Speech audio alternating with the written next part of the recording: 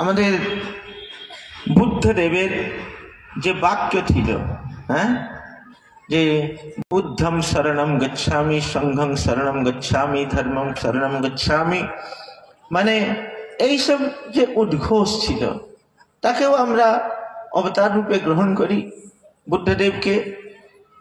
যদ্যপি তিনি বেদের কিছু অংশকে তিনি সাক্ষাৎ বা পরম্পরায় যেমন ভাবেই হোক সে কথাকে অস্বীকার করেছেন, কিন্তু যাই হোক আমাদের এক অবতার তিনি বলেছেন।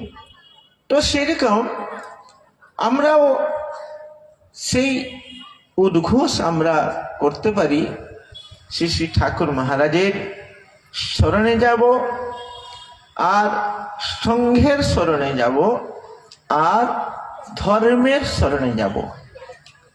তো এইগুলোর তাৎপর্য কি? আমরা এসব করি কেন?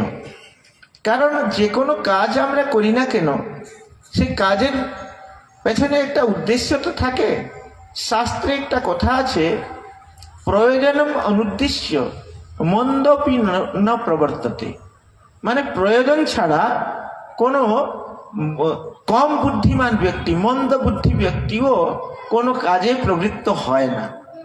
তো আমরা একটা কাজে প্রবৃত্ত হয়েছি, তার মানে আমরা কিছু না কিছুটা আমাদের উদ্দেশ্য আছে। সেই উদ্দেশ্য বিষয়ে একটু আলোচনা করব। আলোচনা করে আমার এই প্রসঙ্গকে আমি সমাপন করার চেষ্টা করব। তাৎপর্য আমাদের কি, আমরা কি চাই, বাস্তবিক আমাদের চাহিদাটা কি, আবশ্যকতাটা কি।